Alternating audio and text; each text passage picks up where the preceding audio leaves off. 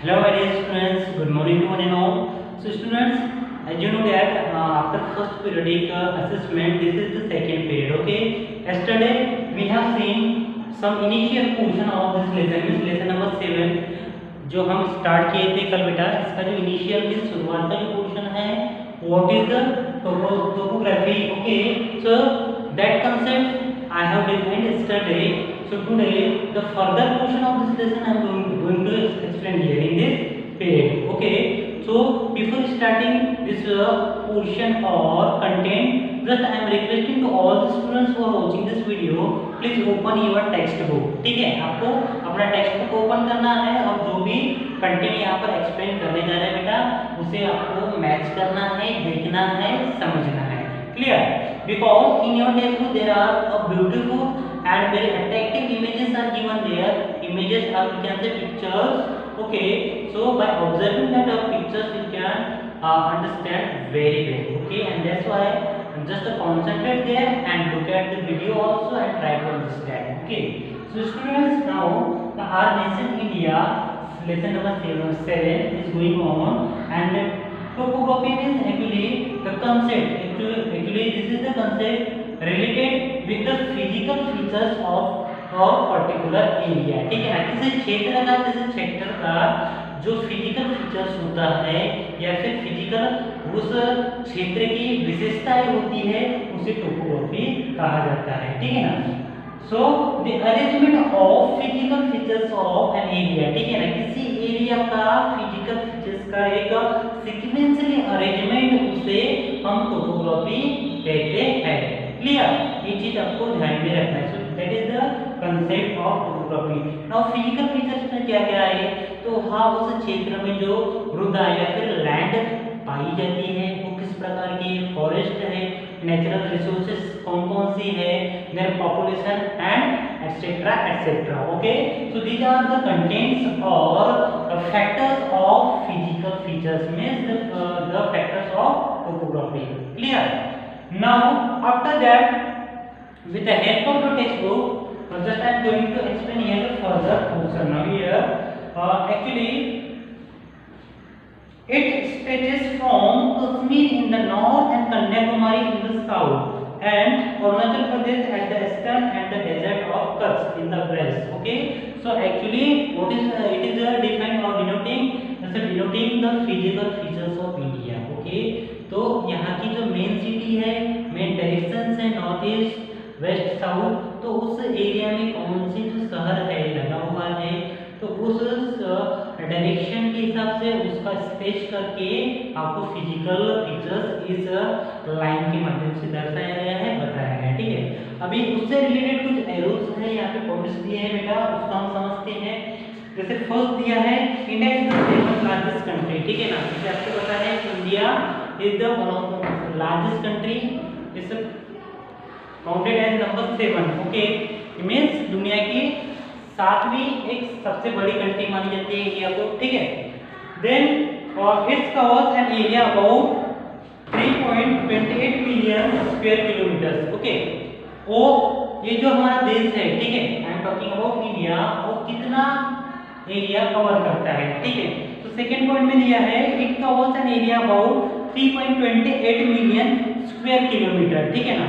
तो इतना इसका एक क्षेत्रफल है जो कि कवर करता है area. Okay. Then after this point, number third point given here, it extend between 8 degree 4 and 37 degree 6 north latitude and 68 degree 7 and 97 degree 25 east longitude. Okay. So this is the measurement. Okay. Counted in a latitude and longitude. As we have seen in the last chapter. Okay. Last chapter में देखिए कि longitude और latitude क्या होता है. Horizontal we can define or denoting that longitude and latitude by the lines. Okay. जो lines है vertical और हॉरिजॉन्टल दिए रहते हैं ग्लोब पे, उसे हम डिनोट कर सकते हैं कि लॉन्गिट्यूड और लैटिट्यूड क्या है। ठीक है, तो इसका मेजरमेंट दिया है इस स्क्वायर में, इस क्षेत्रफल में डिग्री सेल्सियस में, और जो हमारे कंट्री का, हमारे देश का जो फिजिकल फीचर्स है, इसके जो महत्वपूर्ण पॉइंट है, ये चीज आपको ध्यान में रखना है। ठीक है ना, so 3 points given here in the starting or beginning we can say. After that, number 4 point is given here in your textbook. Just concentrate here, the tropic of Cancer. Okay, जो midline होती है जिसे हम equator कहते हैं, the tropic of Cancer are 23 degree and 30 north divides India into 2 halves. ठीक है, जैसे साउथ और नॉर्थ,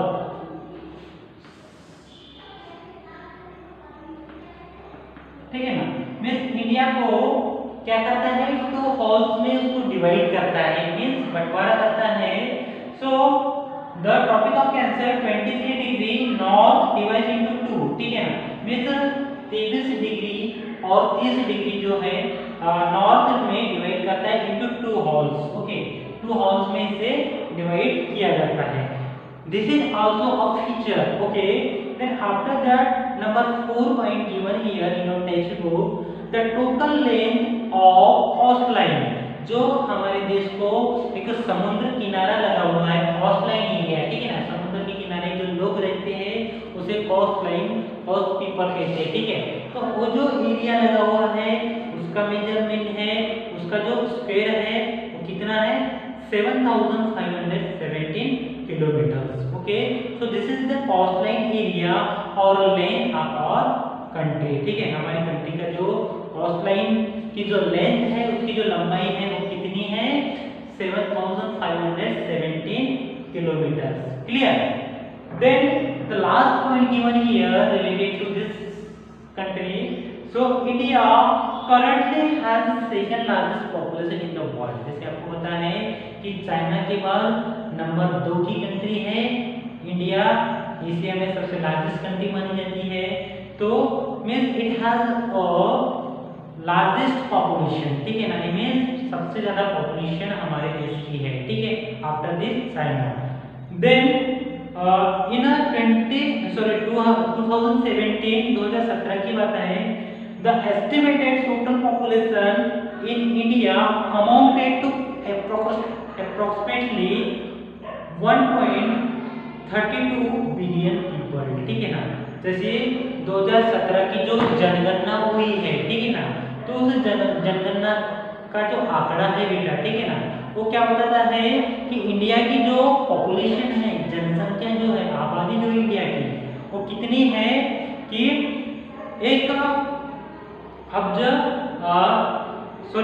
1.32 बिलियन पीपल। ठीक है ना, मीन्स 125 करोड़ से भी ज्यादा। ठीक है ना, ये 2017 का आंकड़ा है। So this is the basic information related to the physical features, ठीक है, ऑफ इंडिया। इंडिया का जो फिजिकल फीचर्स है उससे रिलेटेड इंफॉर्मेशन है, कुछ पॉइंट्स दिए हुए हैं, very vital and very important information. This is just you have to remember, आपको ये चीज ध्यान में रखना है। ठीक है, अभी इससे रिलेटेड मैंने एक फैक्टोपीडिया आपके बुक में दिया है। What is the factopedia? Just I am going to read with the help of your text book. Now Siachen glacier in India is the highest battlefield in the world. ठीक है ना, जो Siachen ग्लेशियर है एक highest यानी सबसे ऊंचा battlefield, युद्ध का फील्ड माना जाता है। It is also the largest glacier in the world, यानी ये दुनिया का सबसे लार्जेस्ट ग्लेशियर कहा जाता है।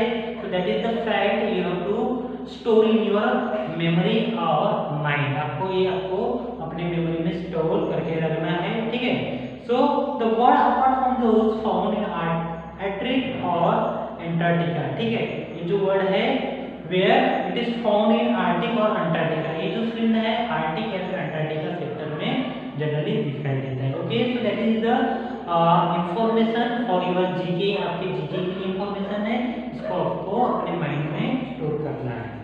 Then after that we will see the state of this country. हमारे कंट्री के टोटल स्टेट्स कितने हैं उसकी उसकी कैपिटल क्या है, ठीक है ना। उन ये सारे स्टेट के बारे में जो लिस्ट है आपके बुक में दी है उसको आप लर्न कर सकते हो। It's readymade material for you.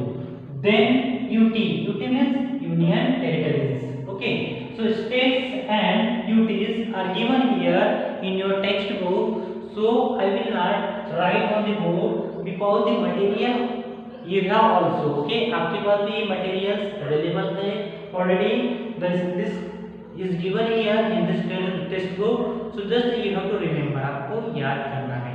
now here first Andhra Pradesh, ठीक है, उसके जस्ट अपोज में मींस उसके फ्रंट में दिया हुआ है Hyderabad, means it is the capital of this state. Andhra Pradesh की जो कैपिटल है हैदराबाद है। So then next Arunachal Pradesh, Itanagar, Assam, Dispur, Bihar, Patna, then Chhattisgarh, Raipur, Goa की जो राजधानी है या फिर कैपिटल है वो पणजी है, सबसे छोटा स्टेट माना जाता है। Then Gujarat, Gandhinagar, Haryana, Chandigarh, Himachal Pradesh, Shimla, Jharkhand, Ranchi, Karnataka, Bengaluru, Kerala, Thiruvananthapuram, okay. Then Madhya Pradesh, Bhopal, ठीक है। Then Maharashtra, Mumbai, Manipur, Imphal, Meghalaya, Shillong, this is the capital, okay.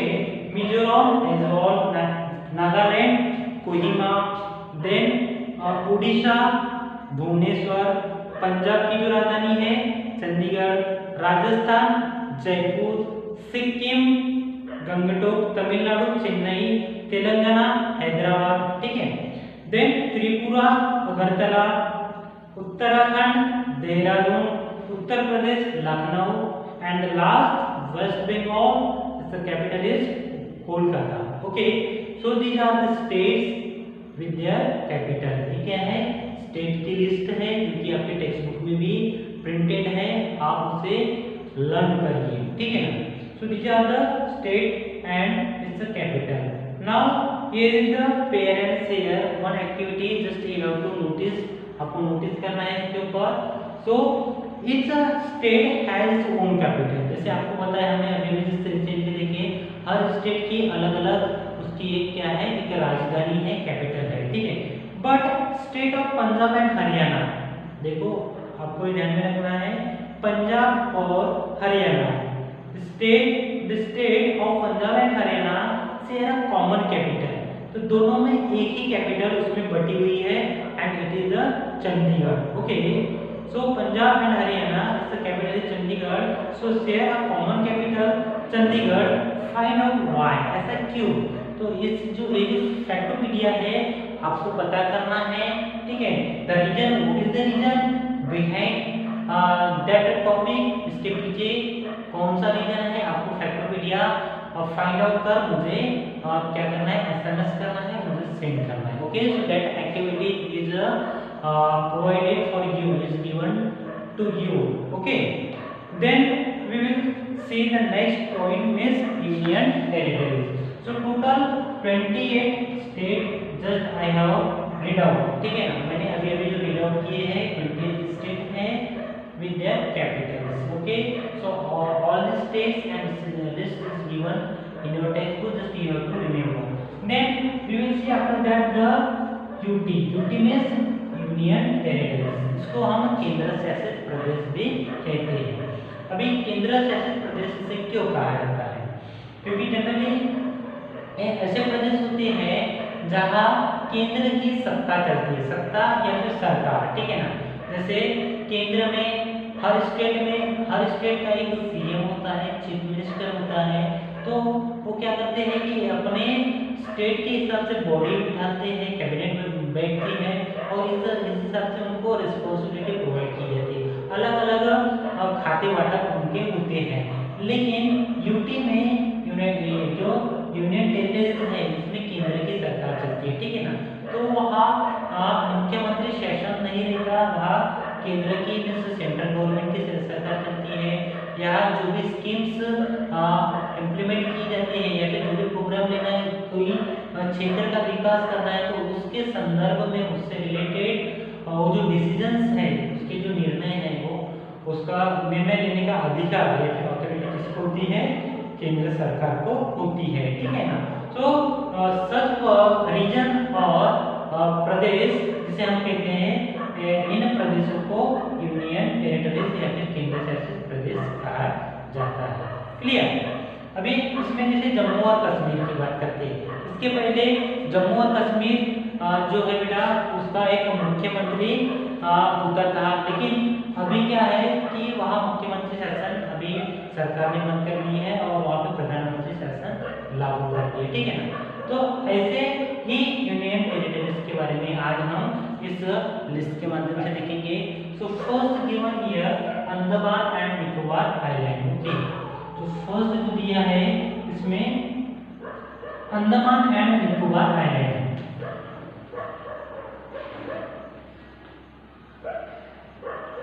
And Nicobar island. Okay, तो आइलैंड का मतलब है टापू, ठीक है ना। तो वहाँ जनरली क्या होता है, ऐसे आइलैंड में जो यातायात के जो साधन हैं वो बहुत कम होती हैं, ठीक है ना। Means it is far from the surrounding, means जो सराउंडिंग में जो बैठे हुए जो प्रदेश हैं या फिर हम उसे कह सकते हैं कि जो रीजन है, तो ऐसे रीजन से उसका डिफरेंस उसका अंतर या फिर बहुत ज़्यादा होता है, और इसीलिए जो बेसिक चीज़ें हैं यहाँ पर्याप्त मात्रा में नहीं होती, ठीक है। So Andaman and Nicobar this is the union territories, ठीक है। इस आइलैंड पे केंद्र की सरकार का शासन जो है चलता है। Clear. Then second given here Chandigarh. Okay, Chandigarh is also union territories. Then Dadra and Nagar Haveli.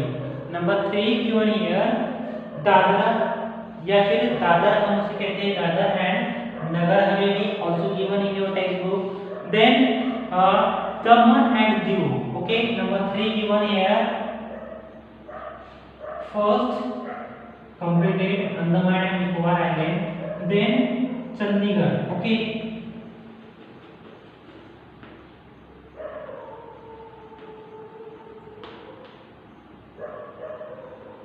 number 3 Dadra and Nagar Haveli. Okay,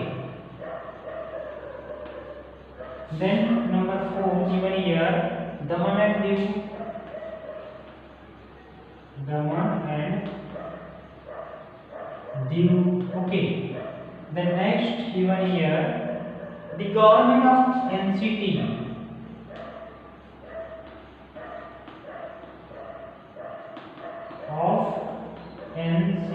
means Delhi, ठीक है ना। दिल्ली की जो गवर्नमेंट है उसको एनसीटी गवर्नमेंट कहते हैं।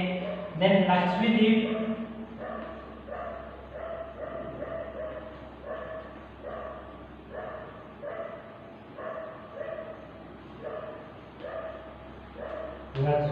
Okay. Then after that Puducherry. Okay,